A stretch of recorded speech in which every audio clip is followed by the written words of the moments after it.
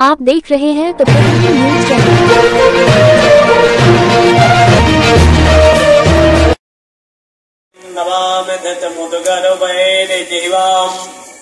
जिह्वाग्रमादाय करेण देवीं वामेन शस्त्रं परिपीडयन्तीं गदाभिघातेन च दक्षिणेन पीताम्बराढ्यां द्विभुजां नमामि।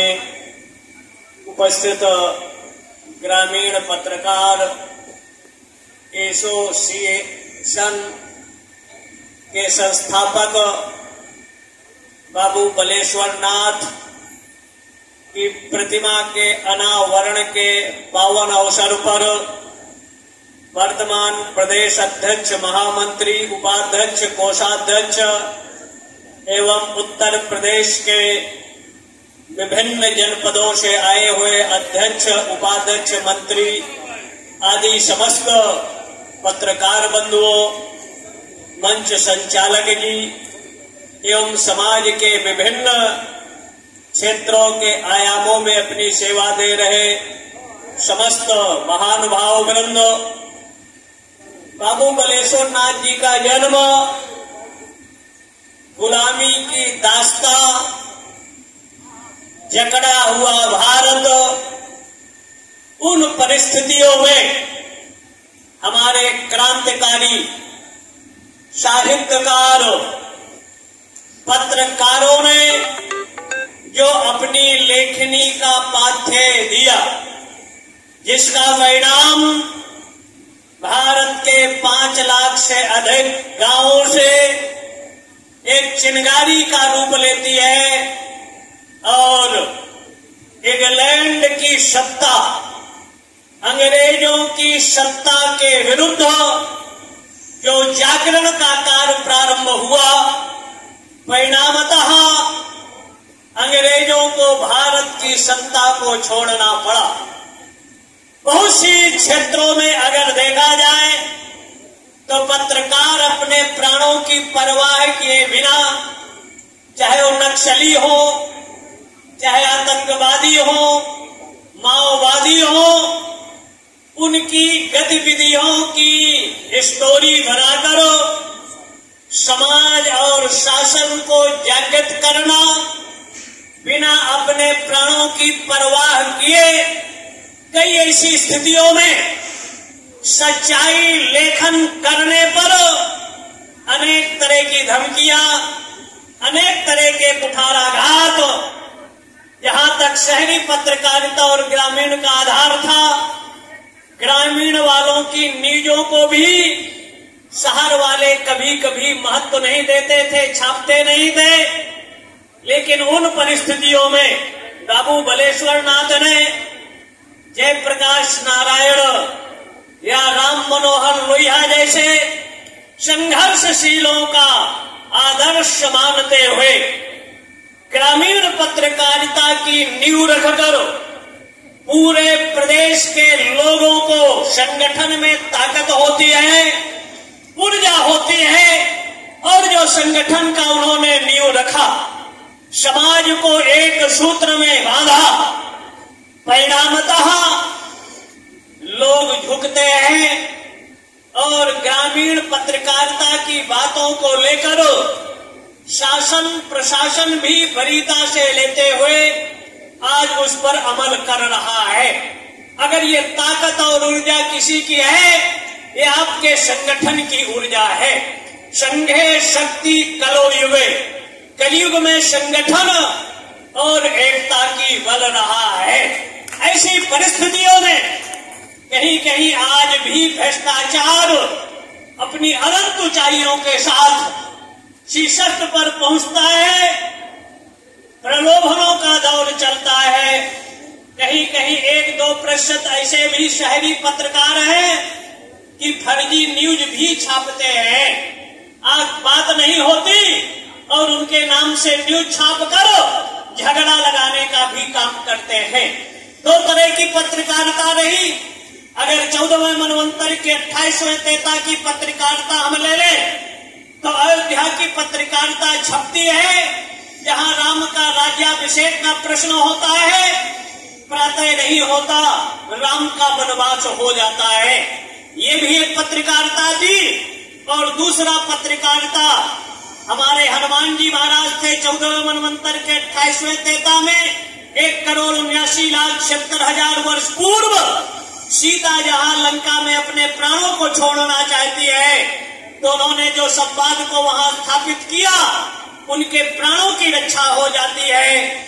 और एक तरह से जो जागरण का काम हुआ और एक तरह से राम कथा के वक्ता के रूप में भी राम के पूरे इतिहास का वर्णन वहां एक दो लंका की राक्षसियां रही होगी, लेकिन पत्रकारिता अकेले में लेखनी में वो ताकत है जो ताकत एक 30 कार्बाइन 47 में नहीं है, तलवारों में नहीं है, बम में नहीं है, वो ताकत आपकी लेखनी में है। सामाजिक परिवर्तन क्रांति का आधार आपकी लेखनी रही है।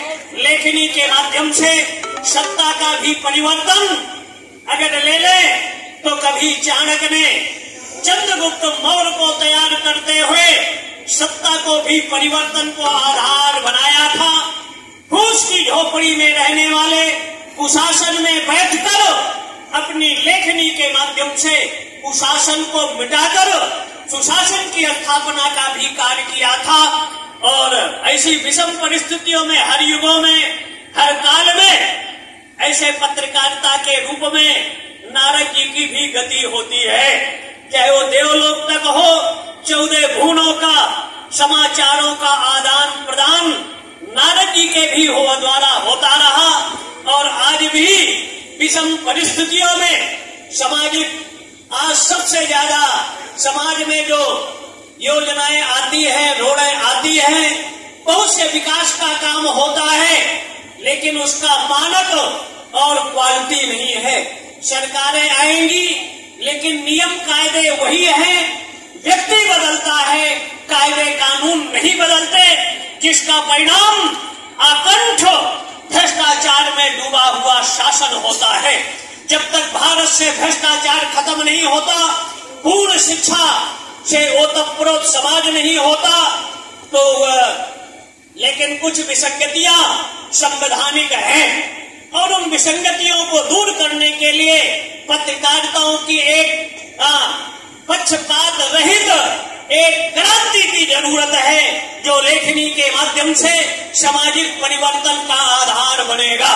लेकिन अगर क्लर्क की नियुक्ति होगा, ड्राइवर की नियुक्ति होगा, प्रोफेसर की नियुक्ति होगा, एक एसआई का, सीओ का, इंस्पेक्टर का, आईजी, डीआईजी, उसके लिए योग्यता अनिवार्य है। लेकिन संविधान का बहुत बड़ा विद्वान कहा जाने वाला व्यक्ति, देश के लिए, शिक्षकों के लिए कानून बनाने वाला, आईएएस आईपीएस के लिए कानून बनाने वाला, प्रोफेसरों के लिए, न्यायपालिका के लिए, लेकिन ऐसा कानून बनाया कि इस देश का कानून मंत्री अंगूठा टेप हो सकता है। इस देश का जज सबके लिए योग्यता का आधार होता है, लेकिन कॉलोनियम सिस्टम से जजों का कोई मानक नहीं होता। इसलिए जजों के लिए भी योग्यता अनिवार्य होना चाहिए और माननीय लोगों के लिए भी योग्यता अनिवार्य होना चाहिए। जब योग्यता का क्रांति का संचार आप लोग करेंगे तो जब योग्य शासक होगा तभी भ्रष्टाचार पर लगाम होगा। लेकिन देशद्रोही मानसिकता न्यायपालिका सजा देता है और जेलों में वीवीआईपी ट्रीटमेंट पाकर संवैधानिक कुछ ऐसी गड़बड़ियां हैं।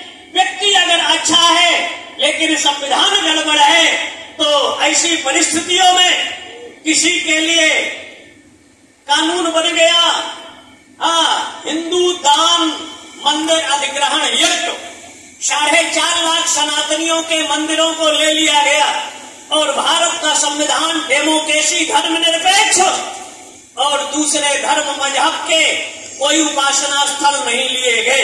अगर धर्मनिरपेक्ष तो एक वर्ग विशेष, समुदाय विशेष के धर्म स्थलों को आखिर सरकार क्यों लेती है?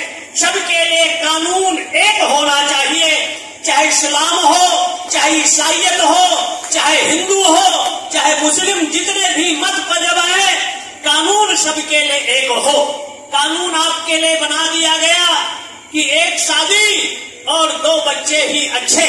और आज वही नेता कहते हैं जिसकी आबादी जितनी उतनी भागीदारी। तो अगर सबके लिए एक शादी 2 बच्चे का कानून होना चाहिए, समान शिक्षा नीति सबके लिए एक होना चाहिए, लेकिन ब्यूरोक्रेट और नेताओं के बच्चे विदेश में पढ़े और इस देश के ग्रामीण क्षेत्रों के लोग सरकारी शिक्षा के केंद्रों में पढ़े। इसलिए समान शिक्षा नीति इस देश के लिए जरूरी है। क्यों? अगर भारतीय शिक्षा प्रणाली एक जैसे हो जाए तो हम आईएएस, डॉक्टर, इंजीनियर, प्रोफेसर जहां 5 साल 7 साल में बनते हैं, अगर भारतीय शिक्षा प्रणाली, भारतीय शिक्षा भारतीय भाषा में होने लगे तो 3 साल के अंदर प्रोफेसर, 3 साल के अंदर डॉक्टर, 3 साल के अंदर आईएएस, आईपीएस बन सकते हैं। 7 से 9 साल उसमें नहीं लगेगा। लेकिन बहुत सी प्रणालियां हैं जो आज भी लंदन के पैटर्न पर चलती है, विदेशी दास्ता के पैटर्न पर चलती है। भारत क्या दुनिया 22 तारीख के बाद 13 दिन का आषाढ़ का पक्ष प्रारंभ होगा, जो महाभारत के काल में हुआ था, जिसमें 13 दिन का पक्ष था। महाभारत की विभीषिका भारत के कुरुक्षेत्र में हुई। दूसरी तरफ इजराइल और हमास, यूक्रेन और एक तरह से रूस, और इधर ताइवान को चाइना ने घेर रखा है। और एक तरफ विश्व युद्ध का वातावरण निर्मित हो रहा है और उस विश्व युद्ध से विश्व में शांति स्थापित हो तो भारत का अनार्य मूल से जो कल्चर था, संस्कृति थी, हम वसुधैव कुटुंबकम की परिकल्पना करते थे। सर्वे भवन्तु सुखिनः, सर्वे सन्तु निरामया, सर्वे भद्राणि पश्यन्तु, मा कश्चित् दुर्भाग् भवेत्। हम विश्व धौः शांति, अंतरिक्ष शांति, वनस्पतयः शांति, विश्वे देवा शांति, ब्रह्म शांति, चराचर जगत में शांति हो, सद्भाव हो। लेकिन एक पक्ष में 2 ग्रहण हुए, अमावस्या पर हुआ और पूर्णिमा में हुआ। तो ज्योतिषी खगोलीय घटना के आधार पर पृथ्वी रुधिरेण जले नया, पृथ्वी में या रुधिर का रक्तपात होगा या जल से अप्लावित होगा। लेकिन प्रकृति भारत में कोई ज्यादा क्षति होने वाली नहीं है। भारत का अमन चैन दुनिया में, अगर आज भी दुनिया के लोग भारतीय कल्चर और संस्कृति को अपने जीवन में अपनाएं तो हम विश्व जहां अणुपरमाणु के मुहाने पर खड़ी है, अशांति के पथ पर अग्रसर है। लेकिन भगवान कृष्ण ने गीता के माध्यम से कर्म योग को प्रधानता देते हुए कर्मण्येवाधिकारस्ते मा फलेषु कदाचन, कर्म को उन्होंने परिता दिया, प्रधानता दिया। तो हम अपनी लेखनी के कर्म के माध्यम से सच को जब उजागर करते हैं, सच जब समाज में प्रबल होता है, प्रगट होता है, किसी कोठरी में हजारों साल का अंधकार हो, एक छोटा सा दीपक जलाने से वो जन्म अशांत है। जब यात्री तीर्थ यात्री जाता है तो घेर कर बस पर गोली मारी जाती है। मणिपुर अशांत है और हम पड़ोसियों से लड़ने का दिवस स्वप्न देखते हैं।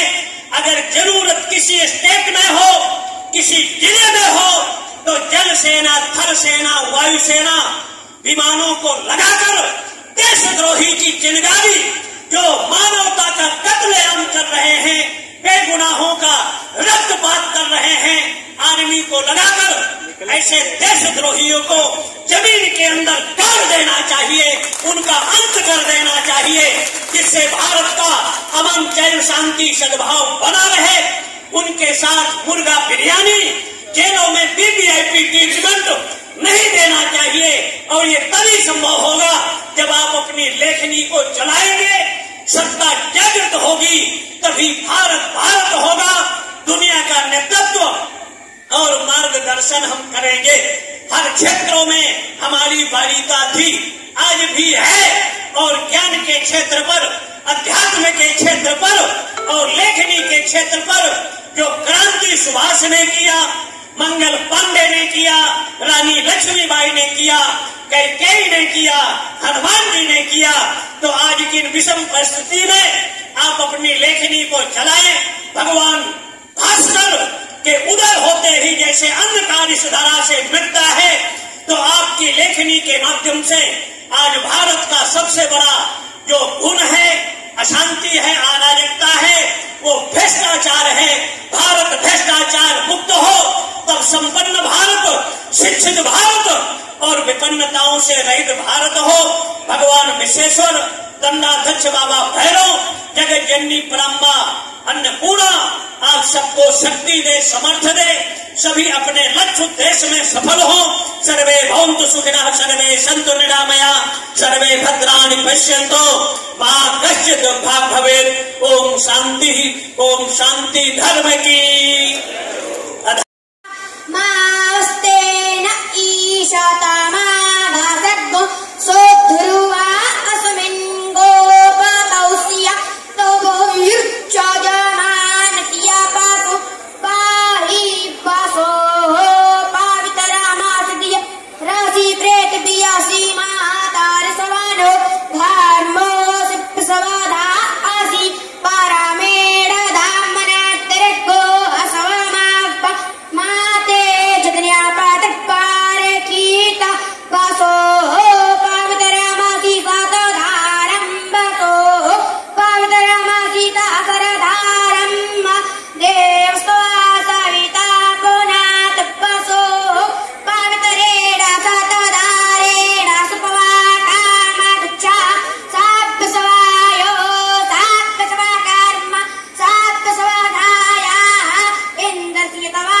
भागगोसो मे नातान च नभ्यषडो अभियज्ञो रक्षा अग्ने भरतपते भरतमचारी खन्तदशक राज्यताम् इदमहमनेतास्ततिया रूपैमि कस्तवा जोनक्ति सतवा जोनक्ति कतमैत्तवा जोनक्ति कतमैत्तवा जोनक्ति कर्मणे वाम्मे कायवान्न प्रतिष्ठको रक्षा प्रतिष्ठा आरातय निष्ठप्तको रक्षो निष्ठप्ता आरातय उर्वन्तर्च मण्डवेमि दोरके दोर्बदोर्बन्तं दोर्बद जोसुमान् दोर्बदिगं दोर्बजम्बै दोर्बामहादेवानामसिपनितमग्गु सुतनितमं पवरितमं दिष्टतमं देवहोतमम् अरुतमसियवृतानन्द्रग्गु अशुभमद्वर्माते जग्र्यपत्रपारे कीता देवसीतवासवितो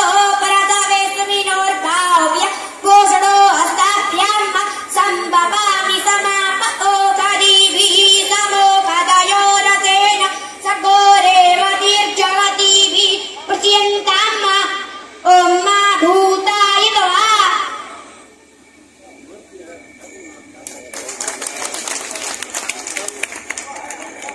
महाराज भाई, अब हमारे मंच पर जितने अतिथि बैठे हुए हैं, खुल गया चाइनीज फास्ट फूड एवं भोजनालय। स्थान मनिया सिकंदरपुर मार्ग, मनिया बस स्टैंड, राधेश्याम पैलेस के बगल में। फास्ट फूड एवं भोजनालय में मांसाहारी एवं शाकाहारी दोनों व्यवस्था है। मांसाहारी में leg piece, lollipop, chicken rice, chicken pakora, chicken chilli, chicken momo, chicken chow mein, chicken 65, अंडा करी, चिकन करी, अंडा रोल, ऑमलेट, ब्रेड ऑमलेट इत्यादि। वहीं शाकाहारी में chow mein, momo, Manchurian rice, paneer chow mein, paneer chilli, Manchurian chilli, spring roll, paneer roll, chilli potato, French fry, paneer curry इत्यादि। सुबह का नाश्ता कचौड़ी, छोले, सब्जी, जलेबी, लिट्टी, चना, चाय, काफी, samosa, bread pakora, cold drink इत्यादि की भी व्यवस्था है। एक बार यहाँ भोजन एवं नाश्ता करने के बाद आप दूसरे जगह कहीं खाने के लिए नहीं जाएंगे। पैकिंग की भी व्यवस्था है। रेस्टोरेंट खुलने का समय सुबह 6 बजे से रात 11 बजे तक प्रतिदिन। ऑर्डर के लिए संपर्क करें proprietor Ravi Kumar Singh, mobile number 63 87 35 87 80, Tinku Singh 97 95 29 97 85।